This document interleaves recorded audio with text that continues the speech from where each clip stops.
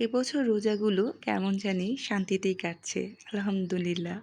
না আছে গরম, না আছে পানির পিপাসা। আর এবছর আমার খুব একটা ভিডিও করা হচ্ছে না রোজায়। তো আপনারা সবাই কেমন আছেন? অনেকদিন আপনাদের সাথে গল্প করা হয় না। আসসালামু আলাইকুম everyone. Welcome to Suminas diary. Suminas ডায়েরির আরেকটি নতুন ভিডিওতে আপনাদের সবাইকে স্বাগত জানাচ্ছি। গত ১৬ই মার্চ ছিল আমার দাদার মৃত্যুবার্ষিকী। আর ১৭ই মার্চ ছিল আমার শ্বশুরের মৃত্যুবার্ষিকী। তো হঠাৎ করেই ১৭ই মার্চ আমার হাসব্যান্ড হঠাৎ করেই দুপুরে সিদ্ধান্ত নিল যে আজকে আমরা রোজদার খাওয়াবো। প্রতি বছরই দেখা যায় মৃত্যুবার্ষিকীতে আমরা কিছু না কিছু করার চেষ্টা করি। এবছরও করব। কিন্তু ভাবলাম রোজার মধ্যে যেহেতু তো একটু রোজদার খাওয়াই। আশেপাশে একটু ইফতারি দিব। আর বাসায় গেস্ট আসবে। হঠাৎ করেই দুপুরবেলা সিদ্ধান্ত ইফতারির আয়োজন করছি এবং দুপুরে রান্না করছি। আমি কিন্তু দুপুরে রান্না আর ইফতারি ২ চুলায় একসাথেই করে ফেলি দুপুরবেলা। আপনারা কি করেন? একবারেই করে ফেলেন নাকি মাগরিবের পর নামাজ পড়ে তারপর সন্ধ্যা রাত আর ভোর রাতের রান্নাটা রান্না করেন? আমার কেন জানি একবারেই করে ফেলতে ভালো লাগে।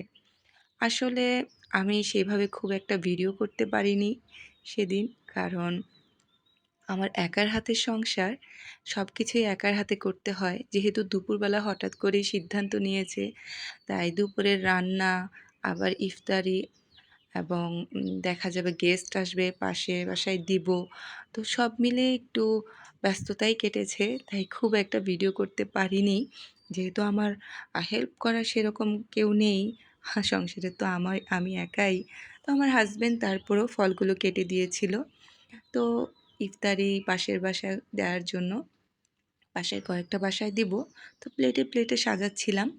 আর আমার আসরের পরপর গেস্টরাও চলে আসছিল।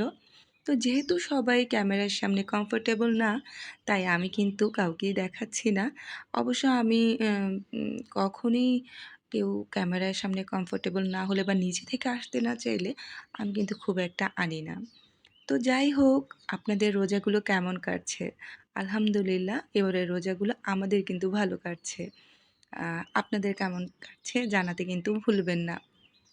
আর এবারের রোজায় কে কোথায় ঈদ করছেন সেটাও কিন্তু জানাতে ভুলবেন না। আমি আজকে ইফতারির জন্য নরমালি ইফতারিতে যা বানাই সেগুলোই বানিয়েছি, জাস্ট পরিমাণে বেশি। আ ডিম চপ, তারপর আলুর চপ, বেগুনি, পেঁয়াজু, তারপর একটু বুট বাগার দিয়েছি। আর সাথে খেজুর, বিভিন্ন ধরনের ফল তো আছেই। এই আইটেমগুলো কিন্তু আমি রোজই করি। মানে আমার বাসায় কিন্তু রোজই এই একই আইটেমগুলো ইফতারির জন্য বানানো হয়। কারণ আমার হাসব্যান্ড আ ইফতারি খেতে খুব পছন্দ করে। আ ৩০ টা রোজা, ৩০ দিনই দেখা যায় যে আমার কিন্তু ইফতারি তৈরি করতে হয় অন্য কোনো আইটেম থাকলেও। আর যেহেতু বাসায় সাথে গেস্টও এসেছে, তাই আমি একটু হালিম কিনে এনেছিলাম। তো আজান দিয়ে দিয়েছিল। আমরা সবাই ফ্লোরেই বসেছিলাম। যেহেতু আমার ডাইনিং টেবিলটা ২ সিটের। আমরা যেহেতু ২ জন মানুষ, তো আমার গেস্টরা কিন্তু আসার সময় আমার জন্য আইসক্রিম নিয়ে এসেছিল। তো যাই হোক, আজকে বিদায় নিলাম। আসসালামু আলাইকুম। আল্লাহ হাফেজ।